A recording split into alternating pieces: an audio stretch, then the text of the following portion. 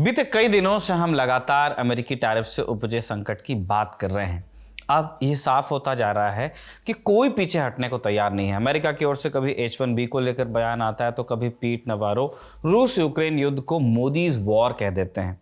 America से मायूस हिंदुस्तान अब पूरब से उम्मीद लगा रहा है। यूएस को मनाने की जो कोशिशें हैं वो अब अग्रेसिवली तो परस्यू नहीं की जा रही हैं।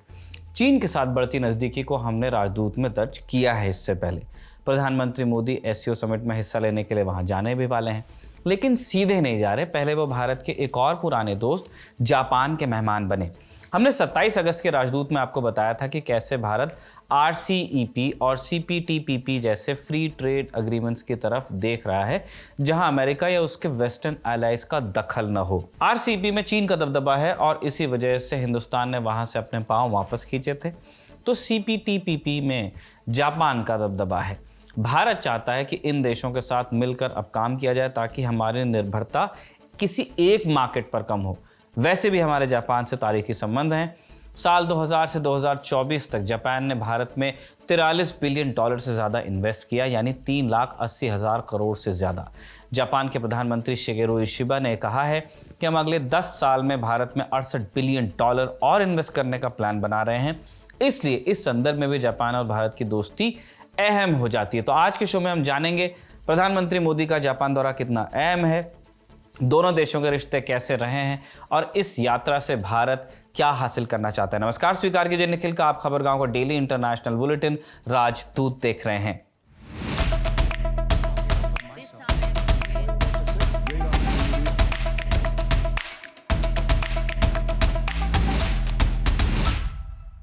ये आप नक्शा देखिए, इसमें छोटे छोटे टापुओं जैसी आकृतियां आपको दिख रही होंगी। ये प्रशांत महासागर में बसे 7,000 से ज़्यादा द्वीप हैं। इनसे मिलकर बनता है जापान।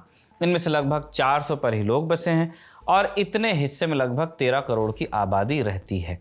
राजदूत के दर्शक जानते हैं कि अगस्त 1945 में अमेरिका ने जापान के हिरोशिमा और नागासाकी में 2 परमाणु बम गिराया है, जिसके बाद मची तबाही की आलोचना आज भी पूरी दुनिया करती है। जब लड़ाई खत्म हुई तो जीते हुए मुल्कों ने नाज़ियों और जापानियों को सज़ा देने का प्लान बनाया।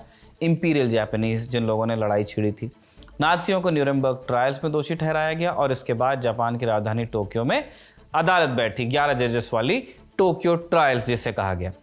इन 11 में ब्रिटिश इंडिया की तरफ से भी एक जज नियुक्त हुए थे, जिनका नाम था राधा विनोद पाल।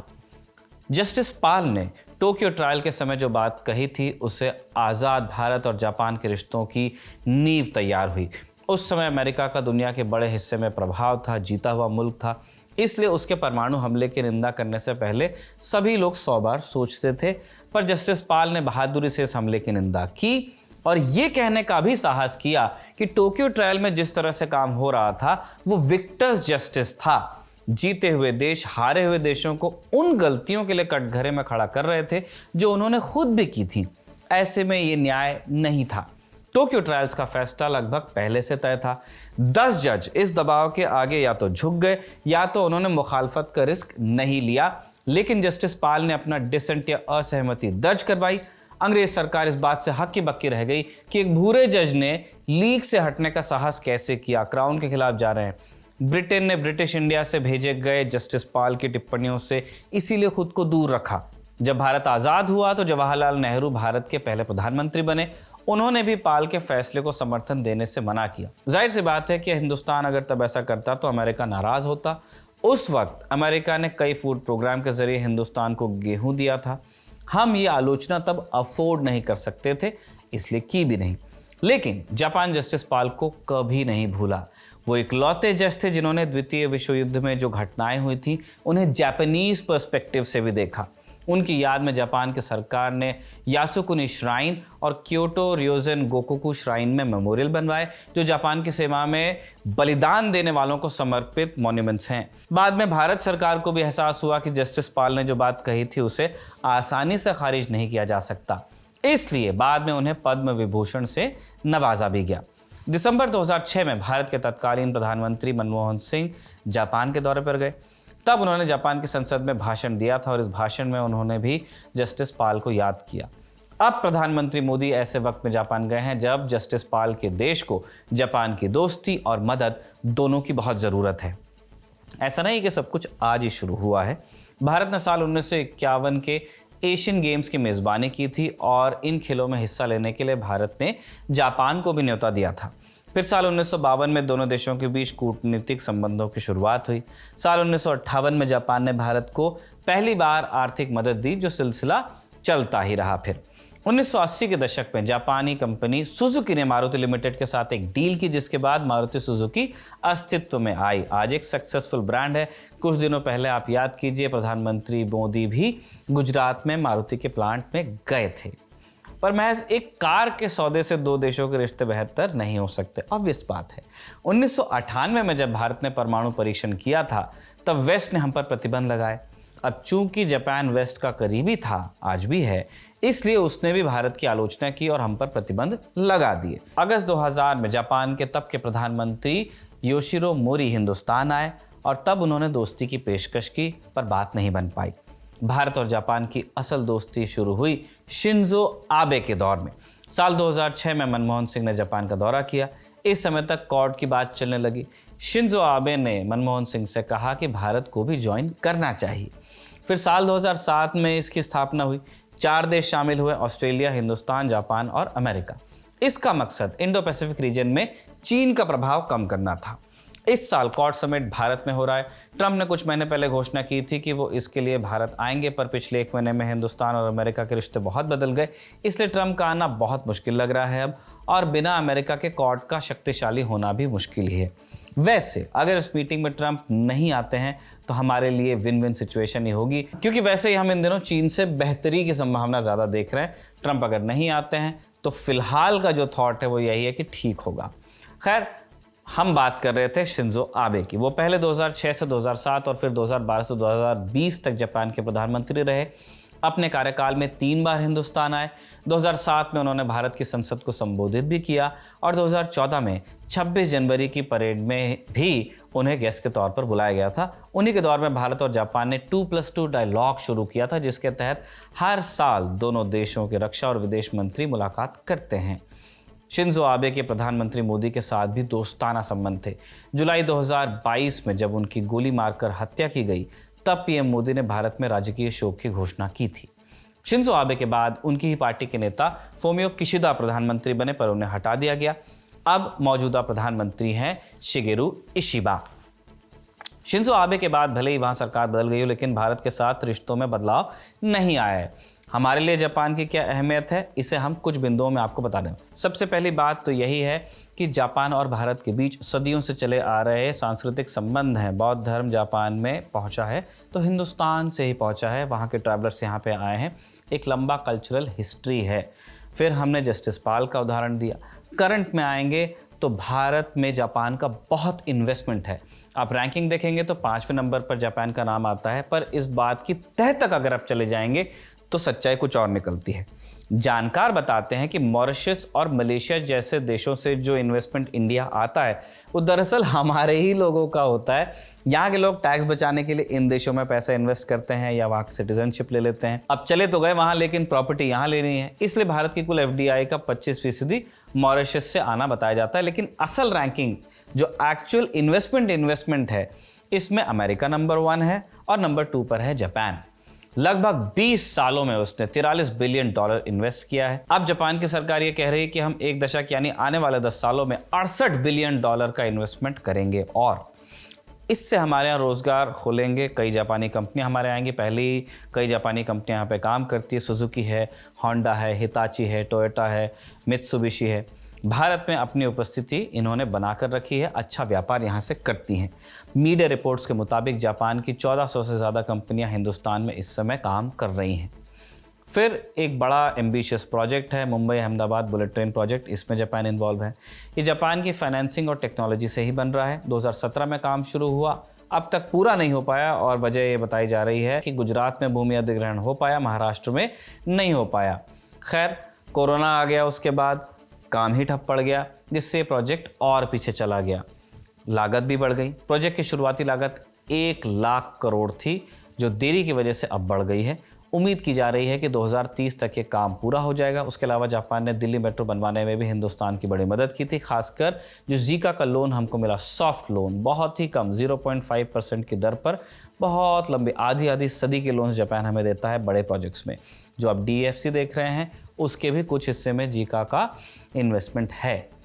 तीसरे बिंदु पर आइए। जापान दुनिया की 5 बड़ी अर्थव्यवस्थाओं में आता है। G7 और G20 जैसे संगठनों का सदस्य है। यहाँ भारत का पक्ष मजबूती से रख भी देता है। जापान में जब कोई बड़ा कार्यक्रम होता है, कोई बड़ा समिट होता है, तो हिंदुस्तान को दावत मिलती है।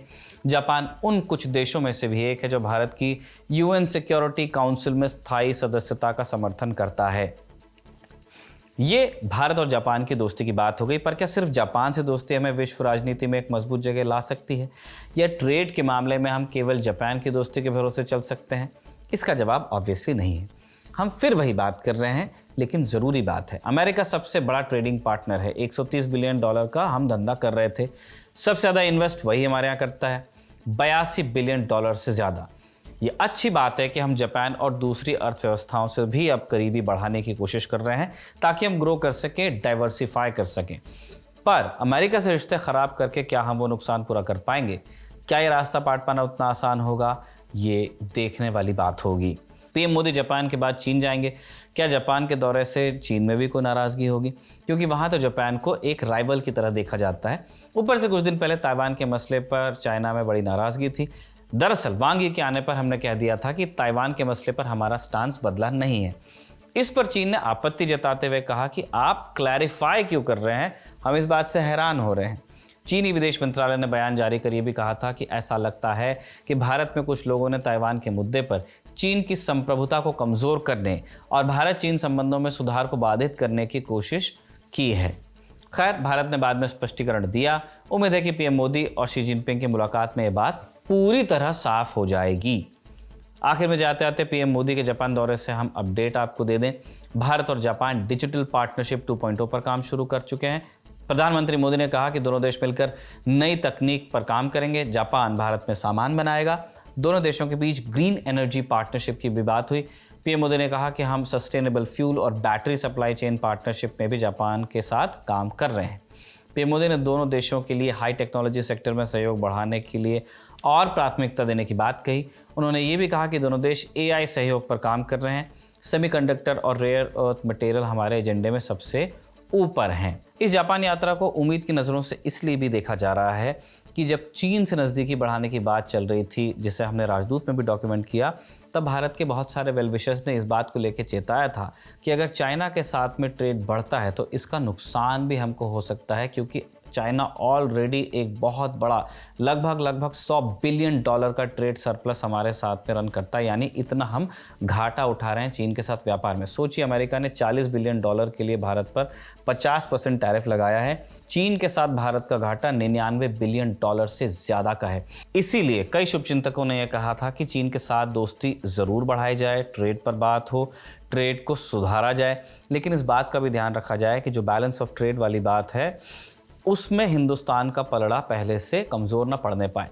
इसीलिए इस बात पर बार बार जोर दिया जा रहा था कि चीन के साथ साथ और मुल्कों तक भी इस जो ट्रेड इनिशिएटिव की बात चल रही है उसे डाइवर्सिफाई किया जाना चाहिए। इसीलिए प्रधानमंत्री का जो ये जापान दौरा है उसका सभी ने स्वागत किया है। ये तो बात हुई जापान की। अब बात करते हैं पीटर नवारो की। पीटर नवारो का ये ट्वीट, या आप कह लीजिए थ्रेड, जिसमें उन्होंने प्रधानमंत्री की तस्वीर लगाई है, वो आपने देख लिया होगा। एक्स पर ये सब शेयर किया है। कहा है कि यूक्रेन में शांति लानी है तो उसके लिए भारत को रूस से तेल लेना बंद करना होगा। अच्छा, पीटर नवारो ये सब ना जिनपिंग की फोटो लगा के नहीं ट्वीट कर पा रहे हैं, कर रहे हैं जिसके लिए कर रहे हैं। उन्होंने ये भी लिखा कि अगर भारत दुनिया का सबसे बड़ा लोकतंत्र है तो उससे वैसा ही बिहेव करना चाहिए। अंग्रेजी में नवारो ने लिखा कि the road to peace in Ukraine runs through New Delhi, यानी यूक्रेन में शांति का रास्ता हिंदुस्तान से होकर जाता है। एक दिन पहले उन्होंने कह दिया था कि यूक्रेन की जंग मोदीज़ वॉर है, मोदी की जंग। कुल मिलाकर वो ये बताना चाह रहे हैं कि भारत के रूस से तेल लेने की वजह से यूक्रेन में तबाही आ रही है, इसलिए 50% टैरिफ लगाया है। पीटर नवारो कुछ नया नहीं कह रहे हैं, लेकिन जो भी कह रहे हैं बार बार कह रहे हैं। क्या इसलिए कि यूक्रेन में एक दिन में जंग रोकने का जो दावा था वो अब भी पूरा होते नहीं दिख रहा, जबकि पुतिन और ट्रंप मिल चुके हैं। अब तो जर्मनी के चांसलर फ्रेडरिक मेर्ज ने भी कह दिया कि पुतिन और जेलेंस्की की मीटिंग की कोई उम्मीद दिख नहीं रही है, उल्टा रूस के हमले तेज हो गए हैं। नवारो के बयान के चंद घंटे पहले ही रूस ने यूक्रेन की राजधानी कीव में जबरदस्त हमले किए, जिनमें 23 लोगों की जान चली गई। पीटर नवारो बार बार एक ही राग क्यों आलाप रहे हैं, उसका सटीक कारण तो पीटर को ही पता है, लेकिन 2 कयास लगाए जा सकते हैं। पहला तो ये कि वो वाकई यूक्रेन में अमेरिकी कूटनीतिक हार का ठीकरा हिंदुस्तान के सर फोड़ना चाहते हैं ताकि वॉशिंगटन से सवाल न पूछे जाएं। दूसरा कारण यह हो सकता है कि अमेरिका में सभी ट्रंप या नवारो की भाषा नहीं बोलते, नहीं बोलना चाहते। बुद्धिजीवियों और टिप्पणीकारों ने लगातार ध्यान दिलाया है कि रूसी तेल मुद्दा जरूर है, इंडिया की जो प्रोटेक्शनिस्ट कोट अनकोट पॉलिसीज हैं वो मुद्दा ज़रूर हैं, लेकिन जिस तरह भारत को टारगेट किया जा रहा है वो लंबे समय के लिए संबंध खराब कर देगा और ये अमेरिका के लिए भी अच्छा नहीं है। लेकिन अभी तो नवारो, लुटनिक और ट्रंप के जो बाकी चले चपाटी हैं वो इस गेम में लगे हुए हैं। देखना होगा कि वो कितने दिन तक ऐसा कर पाते हैं, ब्लेम को डिफ्लेक्ट कर पाते हैं। इसी नोट पर राजदूत की ये किस्त समाप्त होती है। इसे साजिद ने लिखा और आनंद ने रिकॉर्ड किया। आप देखते रहिए खबरगांव।